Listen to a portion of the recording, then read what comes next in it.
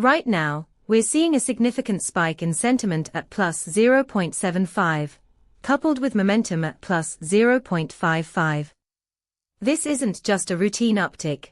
Historically, sentiment rarely breaches this level without a corresponding surge in market activity. With 19 semantic clusters identified, you can dig deep into the nuances of what's driving this sentiment. Our API returns detailed sentiment scores and momentum indicators that can help you pinpoint shifts in market psychology. Imagine leveraging this to adjust your trading strategies in real time, allowing you to capitalize on emerging trends before they become mainstream. Want to dive deeper? Check out our documentation at pulsebit.lojenterprise.com/docs.